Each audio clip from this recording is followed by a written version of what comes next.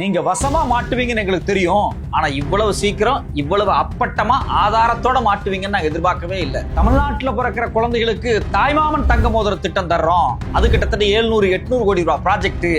Tender விட போறோம். அதுல எந்த முறைகேடு நடக்காது. நாங்க வெளிப்படத்தன்மையோட இருக்கிறோன்னு வாய்களையே பேசுனீங்கல்ல. இன்னைக்கு டெண்டர் டாக்குமெண்ட் வெளிவந்திருக்கு. அதுல 11 நிறுவனம் டெண்டர் கோரி இருக்கிறாங்க. அது எப்படி கரெக்டா கேரளாவில் இருக்கக்கூடிய ஒரு மலையாளி கிறிஸ்டியனுடைய ஜாய் ஆலுகாஸ் நிறுவனத்துக்கு போற மாதிரி டெண்டர் செட்டப் பண்ணப்பட்டிருக்கு. நீங்க முதலமைச்சரான உடனேயே இந்த ஜாய் ஆலுகாஸ் நிறுவனத்தினுடைய ஓனர் எதுக்கு அவங்கள வந்து பார்த்தாரு? சில வருஷத்துக்கு முன்னாடி இந்த ஜாய் ஆலுகாஸினுடைய ஒரு நிறுவனமான ஜோஸ் ஆலுகாஸுக்கு எதுக்கு நீங்க ஆட்ல நடிச்சீங்க? எப்படி செய்கூலி சேதாரம் ஹால்மார்க்கே இல்லாம இந்த டெண்டரை தனக்கு சாதகமா மாத்துறதுக்கு உள்ள என்ன உள்ளடி வேலை நடந்திருக்கு? துபாயில இருந்து இந்தியாவுக்கு தங்கம் கடத்தின மிகப்பெரிய மாஃபியா கும்பல் இந்த ஜாய் ஆலுகாஸ் கும்பல். 2018 கிட்டத்தட்ட 500 கோடி பிடிபட்டிருக்கு. இது இல்லாம 2023 பிப்ரவரியில கிட்டத்தட்ட 305 கோடி தங்க கட்டிகளை ஹவாலா பணத்தை பயன்படுத்தி கடத்தின இந்த நிறுவனத்துக்கு எப்படி டெண்டர் போச்சு? இதுக்கு பின்னாடி இருக்கக்கூடிய கிறிஸ்டியன் மலையாளி லாபி என்ன? துபாயிலிருந்து தங்கத்தை ஹவாலா மூலியமா கடத்தக்கூடிய இந்த நிறுவனம் யாருடையது? இந்த நிறுவனத்துக்கும் விஜய் அவர்களுக்கு என்ன தொடர்பு? இந்த டெண்டருக்கு வந்த 11 கம்பெனி யார் யாரு? அவங்க கோட் பண்ண ரேட் என்ன? இது எப்படி கரெக்டா ஜாய் ஆலுகாஸ் கைக்கு போற மாதிரி மாத்தப்பட்டிருக்கு? வணக்கம், இது மெட்ராஸ் ரிவ்யூ. நான் உங்கள் சத்யராஜ். கடந்த சில வருஷத்துக்கு முன்னாடி விஜய் அவர்கள் வந்து ஜாய் ஆலுகாஸ் நிறுவனத்தினுடைய சப்சிடரி நிறுவனமான ஜோஸ் ஆலுகாஸ் நிறுவனத்தினுடைய ஆடுல நடிச்சார். அது ஒரு தங்கம் வியாபாரம் பண்ணக்கூடிய ஒரு தங்க செயின் ஆஃப் ஸ்டோர்ஸ், தங்க நகை கடை வச்சிருக்கக்கூடிய ஒரு நிறுவனம். இவங்க அடிப்படையில் பார்த்தீங்கன்னா ஒரு மலையாளி கிறிஸ்டியன். இவங்களுடைய பேஸு துபாய் தான். துபாயில இருந்து தங்கத்தை இங்க கொண்டு வந்து அவங்க நகைக்கடை வச்சதுதான் இவங்க வந்து ஒரு மிகப்பெரிய வளர்ச்சிக்கு ஒரு முக்கியமான காரணம். இந்த நகைக்கடை விளம்பரத்துல விஜய் அவர்கள் நடிச்சார். அந்த விளம்பரத்தை பார்த்தீங்கன்னா தெரியும், நமக்குள்ள மொழி மதம் இது மாதிரியான வேறுபாடுகள்லாம் இருக்கும், அதாவது வித்தியாசங்கள்லாம் இருக்கும். வித்தியாசமே இல்லாத ஒரு விஷயம் என்ன அப்படின்னா தங்கம் மட்டும்தான் அப்படின்னு டயலாக்லாம் பேசியிருப்பாரு. அந்த டயலாக் எல்லாம் பயங்கரமா பேசப்பட்டுச்சு. அந்த விளம்பரம் பயங்கரமா பாப்புலரா போச்சு. தமிழ்நாட்டினுடைய நகை வியாபாரத்துல தமிழர்களை விட இந்த மலையாளிகளுடைய ஆதிக்கம் அப்படிங்கிறது ரொம்ப அதிகமாக தான் இருக்கு. அதுவும் குறிப்பாக இந்த ஜாய் ஆலுகாஸ் அப்படிங்கக்கூடிய மலையாளி கிறிஸ்தவ நிறுவனம் அப்படிங்கிறது இந்தியா முழுக்க, குறிப்பா சவுத் இந்தியா முழுக்க பரவி இருக்கிறாங்க. சரி, ரைட்டு. இந்த நிறுவனத்தை பத்தி நாம ஏன் இன்னைக்கு பேசுறோம் அப்படின்னம்னா, விஜய் அவர்கள் பாத்தீங்க அப்படின்னா அவர் ஒரு தேர்தலில் சொன்னார் இல்லையா, நான் வந்தேன்னா தாய்மாமன் தங்க மோதிர திட்டம் கொண்டு வருவேன், தமிழ்நாட்டில் பிறக்கிற குழந்தைகளுக்கு எல்லாத்துக்கும் நான் ஒரு கிராமில் தங்க மோதிரம் போடுவேன் அப்படின்லாம் சொன்னார். சரி, ஓகே, ரைட்டு. தங்க மோதிரம் போட போறாரு. இதுக்கு என்ன பண்ணுவார்? ஒரு ஓப்பன் டெண்டர் விடுவார். ஏன்னா இவர் வந்து பயங்கரமான ஒரு நேர்மையாளர் இல்லையா, எல்லா டெண்டரையும் ஓப்பனா தான் விடுவார். ஏற்கனவே பாத்தீங்கன்னா தலைமைச் செயலகத்துல வேலையே முடிஞ்சிருச்சு. விஜய் அவர்களுக்கு தனியா ஒரு 5 கோடிக்கு ரூம் கட்டியிருக்கிறாங்க, ஆல்ட்ரேஷனு. அது டெண்டர் விட்டு தான் அந்த 5 கோடி வேலையை செய்யணும். டெண்டர் விடுறதுக்கு முன்னாடி வேலை செஞ்சுட்டாங்க. டெண்டர் ஆன்லைன்ல விடவே இல்லை, பெரிய சர்ச்சையாகி இப்ப விட்டுருக்காங்க. அதுல பல கோல்மால் நடந்திருக்கு. அது போல இந்த டெண்டரை பாருங்க. இந்த டெண்டர்ல கிட்டத்தட்ட 11 நிறுவனங்கள் வந்திருக்கிறாங்க. இப்ப யாருன்னு பாத்தீங்கன்னா ஜாய் ஆலுகாஸ், ஜிஆர்டி, வெம்முடி பங்காரு, டைட்டன் கம்பெனி. இது தமிழ்நாட்டு அரசினுடைய பங்கு இருக்கக்கூடிய ஒரு நிறுவனம் டைட்டன். இது இல்லாம Malabar, emerald, KDM jewellery, Mohanlal jewellery private limited, இது இல்லாம கல்யாண் ஜுவல்லரி, இது இல்லாம ஜுவல்லரிஸ் அண்ட் கம்பெனி, கடைசியா நம்மளுடைய சரவணா ஸ்டோர்ஸ், நம்ம அண்ணாச்சி கடை. இந்த 11 பேரும் இந்த தங்க நகை செய்யறதுக்கு கிட்டத்தட்ட 700-800 கோடி ரூபாய்க்கு மேல இதனுடைய ஒர்த்து ஒரு ஆண்டுக்கு. இந்த ஒர்த் அளவுக்கு வந்து இந்த ப்ரொடக்ஷனை, இந்த டெண்டரை நம்ம எடுக்கணும் அப்படின்னு எல்லா கம்பெனி வர்றாங்க, எல்லாரும் டெண்டர் போட்டிருக்காங்க. வழக்கமா அந்த மோதிரம் செய்யும் போது பாத்தீங்க அப்படின்னா செய்கூலி, சேதாரம், ஹால்மார்க்கு, டிரான்ஸ்போர்ட் அப்படின்னு பல விஷயங்கள் இருக்கு. இந்த எல்லா சார்ஜும் அதில் போட்டு நம்ம கிட்ட வந்து நகைக்கடைக்காரங்க வாங்குவாங்கல்ல, வழக்கமாக அப்படி தானே பண்ணுவாங்க. அதெல்லாம் சேர்த்து தானே டெண்டரில் வந்து கோட் பண்ணுவாங்க. ஒரு கிராமோட வேல்யூ, அது இல்லாமல் அந்த கிராமோட சேர்த்து அடிஷ்னலா இந்த செய்கூலி, சேதாரம், ஹால்மார்க் இதுக்கெல்லாம் சேர்த்து எவ்வளவு அப்படின்னு கோட் பண்ணுறாங்க.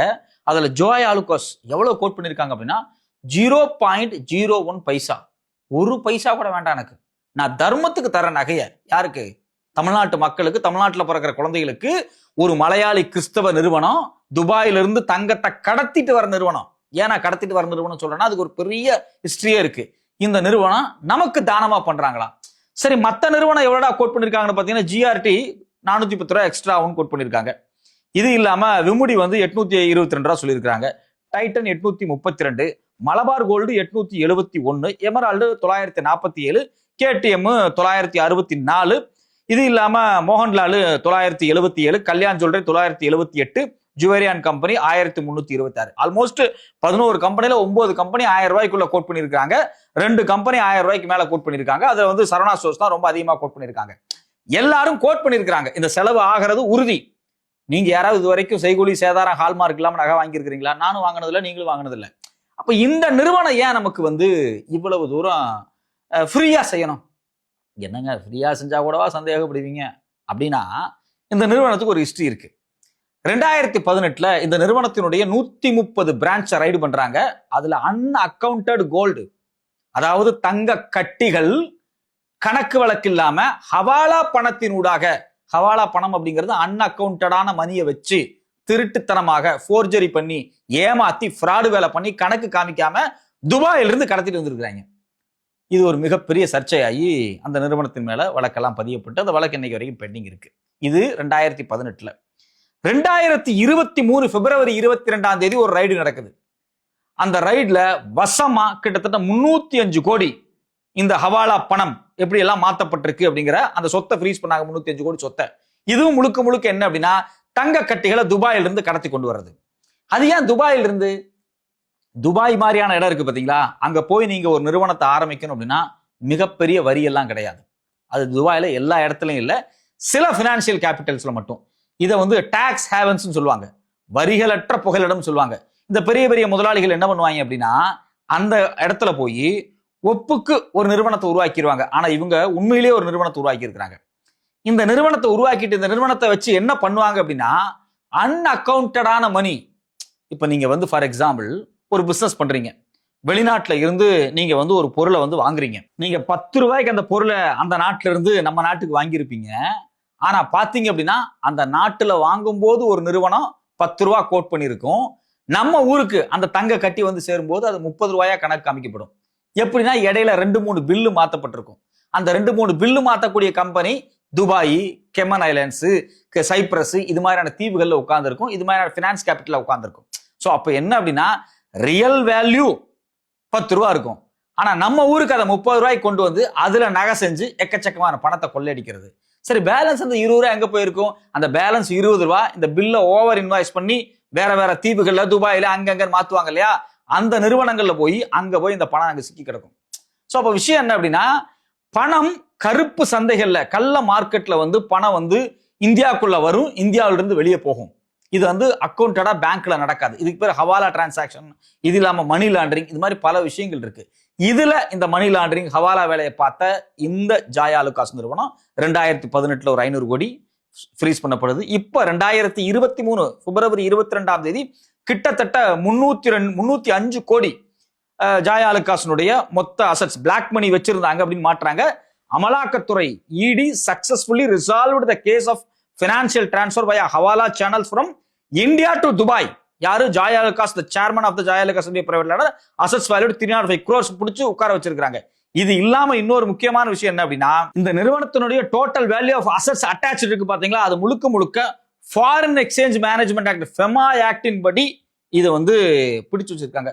ஃபெமா ஆக்டின் படி கருப்பு பணத்தை வெள்ளை பணமாக மாற்றக்கூடிய ஒரு திருட்டு நிறுவனத்துக்கு இந்த டெண்டர் எப்படி போச்சு? இது எப்படி நடக்கும் அப்படின்னா, இந்த நிறுவனங்கள் ஹவாலா பணத்தை பயன்படுத்தி எக்கச்சக்கமான தங்க கட்டிகளை இங்க கொண்டு வந்துருவாங்க சீப்பான ரேட்டுக்கு. இப்ப இதுல என்ன பண்ணுவாங்க அப்படின்னா, இதெல்லாம் கணக்கு காமிக்கணும் அப்படிங்கும் போது இது மாதிரி டெண்டர் சிக்கும். இந்த டெண்டர்ல தன்னுடைய யோகியத்தை நிரூபிக்கிறதுக்காக, அதாவது உள்ளடியில வேற அட்ஜஸ்ட்மெண்ட்ஸ் எல்லாம் சிலது இருக்கும். இப்ப என்ன பண்ணுவாங்க அப்படின்னா, இந்த டெண்டரை பயன்படுத்திக்கிட்டு தங்கிட்ட இருக்கக்கூடிய இந்த அன்அக்கவுண்டட் கோல்டு இருக்கும் பாத்தீங்களா, இந்த கோல்டு எல்லாத்தையும் அக்கௌண்ட்டுக்குள்ள கொண்டு வருவாங்க. அதுல பல கோல்மால் வேலைகள்லாம் நடக்கும். இதுல டைரக்டா இவங்க செய்கூலி சேதாரம் ஹால்மார்க் எல்லாம் காமிக்க மாட்டாங்க. இதெல்லாம் வேற எதுலயாவது கணக்கு காமிச்சிருவாங்க. சோ அப்போ தமிழ்நாடு அரசை பயன்படுத்தி தமிழ்நாட்டில் பிறக்கக்கூடிய தமிழ் குழந்தைகளுக்கு மோதிரம் போடுவதற்காக ஒரு திட்டத்தை கொண்டு வந்து ஒரு மலையாளி கிறிஸ்தவர் நடத்திட்டு இருக்கக்கூடிய இந்த நகைக்கடை, அதாவது இந்த பிளாக் மார்க்கெட் நகைக்கடை இருக்கு பாத்தீங்களா, ஹவாலா நகைக்கடை, இந்த நகைக்கடையை பாதுகாக்கிறதுக்காக இந்த திட்டத்தை அவங்களுக்கு கொடுத்து சில மேனேஜரி வேலை நடந்திருக்கு அப்படிங்கிறது தான் நம்மளுடைய முக்கியமான புரிதலா இருக்கு. ஏன் அப்படின்னா, விஜய் அவர்கள் முதலமைச்சரா பதவியை தொன்னே வந்து ஜாய் ஆலுகாஸினுடைய ஒன் ஆஃப் த ஓனர் வந்து அவரை பார்த்துட்டு பேசிட்டு போனார். அன்னைக்கே எல்லாரும் பேசினாங்க, கண்டிப்பா அந்த தங்க நகை வாங்குறது வந்து போயிடும். எனக்கு அடிப்படையில் ஒரு கேள்வி என்ன அப்படின்னா, நீ போட போறது 1 கிராம், அது ஏதோ அந்த குண்டுமணி போல ஒரே ஒரு ரிங் இருக்கும். இந்த ரிங்குக்கு என்ன செய்கூலி சேதாரம்? அப்ப இதுல என்ன இருக்கு? இது ஏதோ ஒரு வகையில் ஒட்டுமொத்தமாக தமிழர்களுக்கு விபூதி அடிச்சுட்டு இந்த டீமுக்கு ஹெல்ப் பண்றதுக்காக இந்த டெண்டர் திட்டமிட்டு வடிவமைக்கப்பட்டிருக்குதா அப்படிங்கிற கேள்வி வந்திருக்கு. இதுல இன்னொரு முக்கியமான விஷயம், இந்த தங்க நகையை வாங்க போறது யாருன்னு பாத்தீங்க அப்படின்னா தமிழ்நாட்டினுடைய மருத்துவ கவுன்சில். அதுல குறிப்பா பாத்தீங்கன்னா மருத்துவ கவுன்சில் இந்த தங்க நகை வாங்க கூடாது. மருத்துவ கவுன்சில் எதுக்கு உருவாக்கப்பட்டிருக்கு? மருந்து வாங்குறதுக்காக உருவாக்கப்பட்டிருக்கு. மருந்து மட்டும்தான் அவங்க வாங்க முடியும். இன்னைக்கு சட்டமன்றத்தில் இந்த கேள்வி வந்திருக்கு. இதை திமுக எம்எல்ஏ மனோஜ் பாண்டியன் வெளிப்படையா கேட்டிருக்காரு. தங்கம் கொடுப்பதாக அறிவிப்பு, கோடிக்கணக்கில் நிதி ஒதுக்கி உள்ளீர்கள், தங்கத்தை மருத்துவ சேவை கழகம் கொள்முதல் செய்ய முடியுமா? அது சமூக நலத்துறை மூலமாகத்தானே கொள்முதல் செய்ய முடியும். சமூக நலத்துறை தான் இதை கொள்முதல் பண்ணணும். இது எப்படி மருத்துவ கழகம் கொள்முதல் செய்யலாம் அப்படின்னு ஒரு பாயிண்ட் வச்சிருக்கிறாரு. நியாயப்படி பார்த்தா இதை செய்யக்கூடாதுதான். சோ இப்ப பாத்தீங்க அப்படின்னா அமைச்சர் அருண்ராஜ் அதுக்கு ஒரு ஒத்துழைப்பு இருக்காரு. தாய்மாமன் தங்க மோதிர திட்டம் அரசு மருத்துவமனையில் குழந்தைகள் பிறப்பதை ஊக்குவிக்கப்படுவது திட்டத்தை நாங்கள் கொண்டு வந்தோம். நீங்கள் டெக்னிக்கலாக பேசுகிறீர்கள். தங்கம் வாங்க அனுபவம் இருக்கிறதா என்றால் குடும்பத்தில் இருக்கும் ஒவ்வொருவரும் அந்த அனுபவம் இருக்கும். தேவைப்பட்டால் ஆலோசனை பரிசீலிப்போம் அப்படின்னு சொல்றாங்க. நான் என்ன கேட்கிறேன், குடும்பத்துல வாங்க, அங்க வாங்க, இங்க வாங்க, இந்த கதெல்லாம் பேசாதீங்க. ஆண்டுக்கு 800 கோடி தங்கத்தை வாங்க போறீங்க. மருந்து வாங்கக்கூடிய மருந்து கழகம் தங்கம் வாங்குவதற்கு சட்டப்படி உரிமை இருக்கானா? இல்ல. சோ அப்போ சட்டமன்றத்துல எதிர்கட்சியில் இருக்கக்கூடியவங்க கேட்கிற கேள்விக்கு கரெக்டா பதில் சொன்னீங்களா? அதுவும் சொல்லல. இன்னொரு பக்கம் டெண்டர் ஜாயாலு காசுக்கு போற மாதிரியான ஒரு பேட்டர்ன் எல்லாம் சேர்ந்து வசமா இன்னைக்கு மாட்டிருக்கு. எனக்கு அடிப்படையில ஒரு கேள்வி வருது. பெரும்பாலும் பாத்தீங்க அப்படின்னா விஜய சுத்தி உட்கார்ந்து இருக்கிறது எல்லாமே ரெட்டி குரூப், மலையாளி குரூப் தான். அதாவது ஆந்திரா தெலுங்கு குரூப் இல்ல மலையாளி குரூப். இந்த எல்லா குரூப்பும் அமலாக்கத்துறை கேஸ்ல மாட்டிருக்கு. இப்ப எரிகா என்டர்பிரைசஸ் நிறுவனம், அந்த சரத் ரெட்டி, ராகவ் ரெட்டி, இங்க இருக்கக்கூடிய சுஜித் ரெட்டி, விஷ்ணு ரெட்டி, அனில் ரெட்டி, இந்த எல்லா ரெட்டியும் இந்த சாராய ஆலை, அது இல்லாம அந்த நிலக்கரி போன்ற மைன்ஸ் மாஃபியா, இவங்களுக்கு எல்லாத்து மேலேயும் இடி வழக்கு இருக்கு. இதுல பெரும்பாலானவங்க ஜெயிலுக்கு போயிருக்கிறாங்க. இதுல அமலாக்கத்துறை ஜாயாலு காசும் ஜெயிலு. அப்போ இவங்க என்ன சொல்றாங்கன்னா, நாங்க ஒரு சுத்தமான அரசாங்கத்தை கொடுப்போம்னு சொல்லக்கூடிய குரூப் யாருன்னு பாத்தீங்கன்னா ஆந்திரா, கேரளா, இதுல இருக்கக்கூடிய ரெட்டி கிறிஸ்தவ குரூப் முழுக்க முழுக்க அமலாக்கத்துறையால் ஹவாலா பணத்தை கையாண்ட குரூப் தான் பின்னாடி இருக்கு. இது மிகப்பெரிய ஆபத்து. தமிழ்நாட்டில் தமிழர்களுடைய வளத்தை, தமிழர்களுடைய உரிமையை ஒட்டுமொத்தமாக நாசமாக்குவதற்காக உருவாகியிருக்கக்கூடிய வெளி மாநிலத்தவரால் உருவாக்கப்பட்டிருக்கக்கூடிய ஆட்சி தான் இது. இது மிக ஆபத்தானது.